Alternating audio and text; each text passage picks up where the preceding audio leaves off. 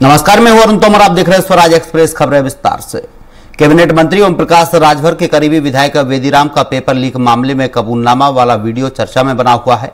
Paper leak को लेकर देश भर में चल रहे हंगामे के बीच एनडीए के विधायक की इस मामले में संलिप्तता ने सिर्फ सपा ही नहीं बल्कि भाजपा की भी मुश्किलें बढ़ा दी हैं। वहीं सपा सुप्रीमो अखिलेश यादव ने इसके लिए भारतीय जनता पार्टी को जिम्मेदार ठहराते हुए बेदीराम की तुरंत गिरफ्तारी की मांग की है। वहीं दूसरी तरफ मुख्यमंत्री योगी आदित्यनाथ ने इस मामले में ओम प्रकाश राजभर से मुलाकात की, लेकिन इसके उत्तर पेपर लीक कराने में सीधे संलिप्तता के चलते रेलवे से बर्खास्त बेदीराम के काले कारनामों की एक लंबी फेहरिस्त है। विधायक बेदीराम कई बार पेपर लीक करने के मामले में जेल जा चुके हैं। देश के बच्चों के भविष्य खराब करने का बेदीराम का 24 साल का लंबा इतिहास है। अब देखने वाली बात होगी कि सरकार इस मामले में क्या कार्रवाई करती है।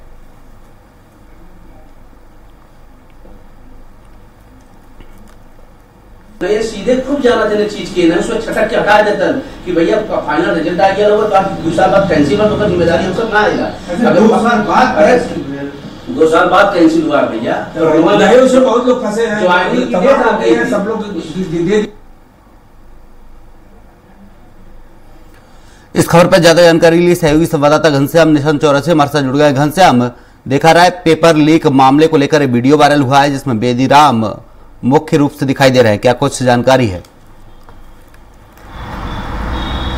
बिल्कुल अरुण जी, और इस बीते दिनों में जिस तरीके से हम लोगों ने देखा नीट, यूजीसी या नेट के तहत तमाम ऐसे प्रतियोगी परीक्षाएं रही जिसका पेपर लीक कर दिया गया और उसके बाद पूरे देश में हंगामा देखने के लिए मिला। और इस हंगामे का असर ये भी रहा कि बीते लोकसभा चुनाव में भी उसका असर दिखाई दिया और भारतीय जनता पार्टी को उत्तर प्रदेश में काफी ज्यादा, सबसे ज्यादा नुकसान होता हुआ दिखाई दिया। लेकिन अभी इसी बीच एक और तस्वीर वायरल हो गई। हालांकि स्वराज एक्सप्रेस उस कथित वीडियो का पुष्टि नहीं करता है, लेकिन जिस तरीके से वायरल होने के बाद लगातार सुभाष सपा के लोगों पे, सुभाष सपा के राष्ट्रीय अध्यक्ष पे या फिर विधायक बेदीराम पे लगातार सवाल करने पे वो जिस तरीके से इस बाबत मुकर रहे हैं, इस बाबत भाग रहे हैं और जिस तरीके से उनको तलब किया जा रहा है, उससे ये साफ पता चल पा रहा है कि जो वायरल वीडियो है कहीं ना कहीं इसमें इनकी संलिप्तता है। तो आप पूरी कहानी अगर इनको बताएंगे तो इसमें बेदीराम ये पहले टीटी हुआ करते थे और उस समय जब ये नौकरी करते थे तब रेलवे की नौकरी को लेकर के एक परीक्षा हुआ, उसमें उन्होंने पेपर लीक करा दिया। जांच हुआ, संलिप्तता मिली और उस संलिप्तता के बाद इनको रेलवे की नौकरी से बर्खास्त कर दिया गया। हालांकि ये बाद में माननीय बन गए, लेकिन इनकी जो अपराधों की जो फहरिस्त है वो काफी लंबी है। पूरे 9 मुकदमे दर्ज है, 8 मुकदमे तो पेपर लीक से जुड़े हुए यानी नौकरी दिलाने के नाम पे ही इन पे मुकदमे दर्ज है, जिसमें उत्तर प्रदेश, मध्य प्रदेश, राजस्थान जैसे राज्य शामिल हैं। इसमें मुकदमों की संख्या इनके 9 है। गैंगस्टर की भी कार्रवाई कृष्णा नगर थाने में, राजधानी लखनऊ में भी इनके खिलाफ किया गया है। इसके अलावा अगर हम बात करें तो ये नौकरी पेशा पे थे, नौकरी कर रहे थे। जब इनको थोड़ी सी पावर मिली, जिम्मेदारी मिली, तभी से ये सब जवाब दिखाना शुरू कर दिए। और इसके अलावा अगर इनके मुकदमों की बात करें अरुण, तो 26 अगस्त 2024 को एसओजी ने धारा 419, 420, 120 के तहत राजस्थान में मुकदमा दर्ज कराया था। 22 जुलाई को एसटीएफ ने भोपाल में मुकदमा दर्ज कराया था। 25 फरवरी को 2009 में लखनऊ में 2/3 गैंगस्टर एक्ट के तहत इन पे कार्रवाई की गई थी। 27 अप्रैल 2006 को कृष्णा नगर लखनऊ में 417, 418, 419, 420, 120 बी के तहत कार्रवाई की गई थी। 7 अप्रैल को ठीक इन्हीं सभी धाराओं में गोमती नगर में कार्रवाई की गई थी 2019 में। 11 मार्च 2016 में लखनऊ के आसियाना थाना सेक्शन 3/9 एग्जामिनेशन एक्ट के तहत, यानी ये जो पेपर लीक है इसी मामले में इनके खिलाफ मुकदमा दर्ज कराया गया था। 15 जुलाई 2010 में थाना मड़ियाहू जौनपुर जहाँ के ये रहने वाले हैं, वहां पे इनके मूल थाने पे भी मुकदमा दर्ज कराया गया था। सामान्य जेल से तिहाड़ जेल तक का सफर कर चुके हैं अभी तक। और इसके अलावा राजधानी लखनऊ में एसटीएफ ने भी 2024 में इनको पकड़ा था इन्हीं सभी जो है अपराधों के तहत। और सन 2000 से ही बेदीराम का नाम किसी न किसी मामले में, पेपर लीक के मामले में होता रहा है। और अब अगर बात करें तो मध्य प्रदेश पीसीएस की परीक्षा हो रही थी, उसमें भी इन्होंने पेपर लीक कराने का काम किया और वहां पे इनका नाम आया। तमाम बड़े जो पेपर लीक माफिया है, एग्जामिनेशन माफिया है, उन माफियाओं पे जब कड़ी कार्रवाई की गई, उस पर शिकंजा कसा गया, उसमें भी बेदी राम का नाम आया। इन्होंने जो विधायक बनने के पहले चुनाव आयोग को शपथ पत्र दाखिल किया था, उस शपथ पत्र में इन्होंने 9 मुकदमे का जिक्र किया है, जिसमें 8 मुकदमे इनके द्वारा दाखिल किए ही द्वारा ये साबित करती है कि इन पे जो है 3 राज्यों में 8 मुकदमे गैंगस्टर एक्ट के तहत सिर्फ पेपर लीक से जुड़े हुए मामले ही सबसे ज्यादा मामलों में ही मुकदमा दर्ज करवाया गया है। इसके अलावा 2014 में मध्य प्रदेश में ही एक आयुर्वेद मेडिकल परीक्षा को लेकर के लीक कराने का भी आरोप इन पे लगा हुआ है। इसको लेकर के भी इन पे मुकदमा चालू है। हालांकि अगर ओवरऑल अगर बात करें तो किसी में कन्विक्ट नहीं, यानी अभी सजा याफ्ता नहीं हुए हैं, लेकिन सभी मामलों में, लगभग सभी मामलों में इनके खिलाफ चार्जशीट दाखिल की जा चुकी है। उसमें एसओजी, एसटीएफ जैसे मामले भी हैं और सीबीआई ने भी इनको जिस मामले में गिरफ्तार किया था या मध्य प्रदेश के मामले में, उसमें ये तिहाड़ जेल भी जा चुके हैं। तो सबसे बड़ी बात है कि जिस मौजूदा हालत में सरकार की किरकिरी हो रही हो, जिस मौजूदा हाल में उत्तर प्रदेश सहित केंद्र सरकार की किरकिरी हो रही हो पेपर लीक को मामले में, सड़क से संसद तक विपक्षी दल के जो नेता हैं वो प्रोटेस्ट कर रहे हो, संसद में राहुल गांधी सरकार को इसी मामले में घेरने की कोशिश कर रहे हो, उस मामले में एनडीए का एक विधायक यानी भारतीय जनता पार्टी का सहयोगी दल का एक विधायक का जो काला कारनामा है वो भाजपा के लिए काफी मुश्किलें बढ़ाता हुआ दिखाई दे रहा है। लेकिन इसके इतर अगर हम बात करें तो अभी जो हम लोग एक बयान सुन रहे हैं, एक बयान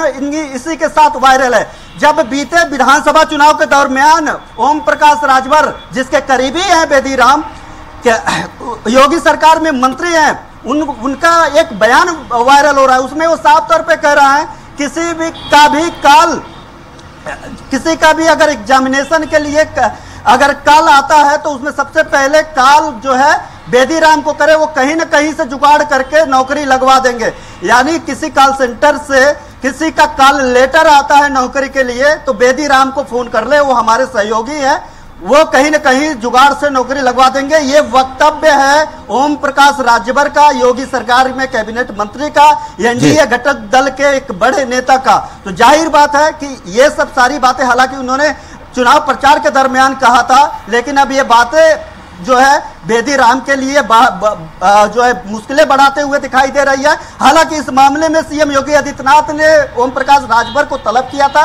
कल इन दोनों लोगों की यानी मुख्यमंत्री योगी आदित्यनाथ की, इसके साथ साथ ओम प्रकाश राजभर और ओम प्रकाश राजभर के बड़े बेटे अरुण राजभर जो लोकसभा चुनाव लड़े हैं, घोसी से हार गए, उनके साथ ये बैठक चली है। आज बताया जा रहा है आज भारतीय जनता पार्टी का केंद्रीय नेतृत्व तो उनको तलब कर लिया है, अब ये दिल्ली के दौरे पे दिल्ली में अपनी सफाई देंगे। लेकिन इस सफाई और इस प्रकरण के बीच में सबसे बड़ा सवाल यह है कि जब ओम प्रकाश राजभर को पता है कि ये सेटिंग करके बेदी राम जो है नौकरी लगवा देते हैं, सेटिंग करके और नौकरी दिलवा देते हैं, तो ऐसे को क्या जरूरत पड़ी कि बिना जिनाधार वाले व्यक्ति को टिकट देने के लिए, क्योंकि बेदी राम कभी भी नेता नहीं थे, कभी भी उन्होंने राजनीति नहीं की, कभी भी वो क्षेत्रों में गए नहीं, वो उनका मामला उनके खिलाफ वो हमेशा ही पेपर लीक से जुड़े हुए मामले, नौकरी से जुड़े हुए मामलों में आरोपित रहे, जेल गए। ऐसे को अगर ओम प्रकाश राजभर ने टिकट दिया तो किन शर्तों पे दिया, किन शर्तों पे उनको विधानसभा में भेजा। हालांकि उनके जो तस्वीरें हैं,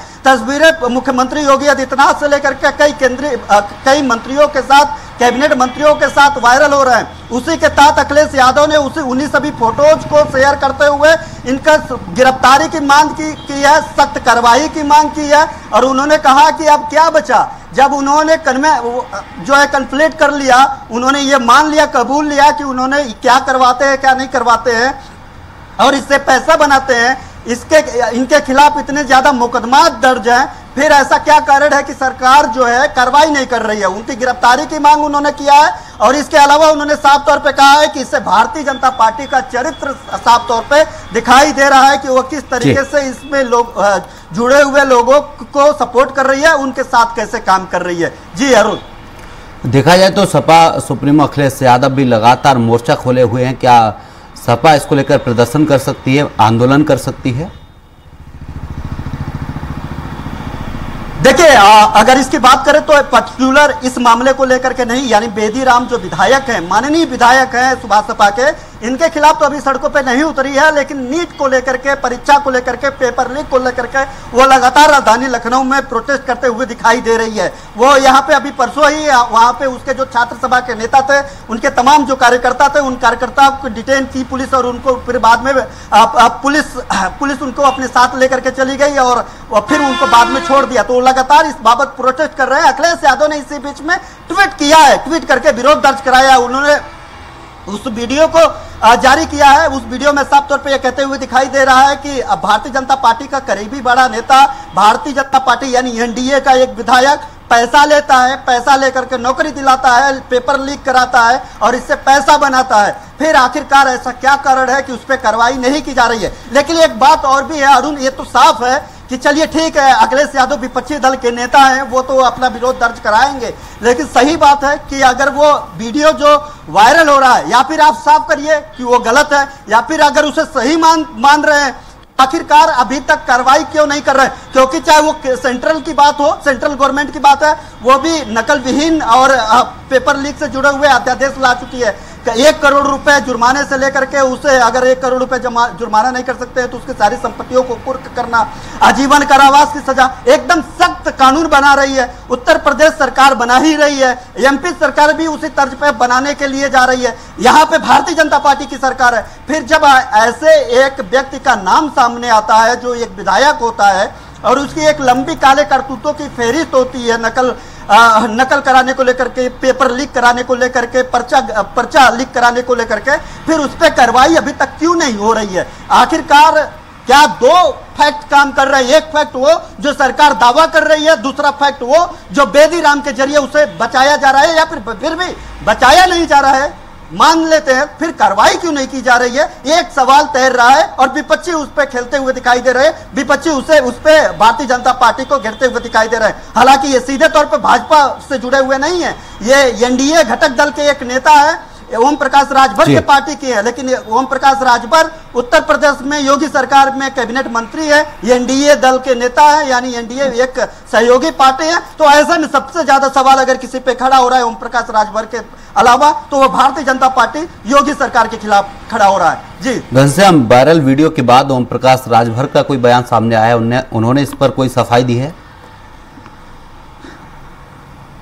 देखिए, ओम प्रकाश राजभर से लगातार हम लोग मिलने की कोशिश कर रहे हैं, बात करने की कोशिश कर रहे हैं, उस पर वो इस बाबत बचने की कोशिश कर रहे हैं। इस पूरे मामले में एकदम शांति की चादर ओढ़ ली है। वो इस बाबत कोई भी लफ्ज निकाल नहीं रहे, कैमरे के सामने वो भाग जा रहे हैं। अब वो परमिशन नहीं दे रहे हैं अपने घर के अंदर आने के लिए। आमतौर पे अगर हम लोग कभी इंटरव्यू करने के लिए जाते थे, सवाल अभी पूरा नहीं होता था, जवाब देने लगते थे। वो उनके बयान जो है वायरल, सीरियसली अगर बात करें तो सीरियस से ज्यादा उनके बयानबाजी वायरल हो जाते थे, और ऐसे वक्त में वो पूरी तरीके से शांत चित्त हो गए हैं। इस मामले में बहुत ज्यादा अगर बातचीत करने पे वो कह रहे हैं कि हमसे क्यों पूछ रहे हो, बेदी राम से पूछो जिसने ये सब किया है, जो भी है ये, अगर ये सवाल बेदी राम का है तो बेदी राम से करो। वो इस मामले में बोलने से पूरी तरीके से बच रहे हैं, पूरी तरीके से इससे कतरा रहे हैं। लेकिन जवाबदेही तो इनकी है ही। आपका विधायक जो कभी राजनेता नहीं रहा, उसको आपने टिकट दे करके विधायक पार्टी में बनवा दिया और अभी तक आपने कार्रवाई नहीं की। और आप ये भी नहीं कह रहे हैं कि ये जो वीडियो वायरल हुआ है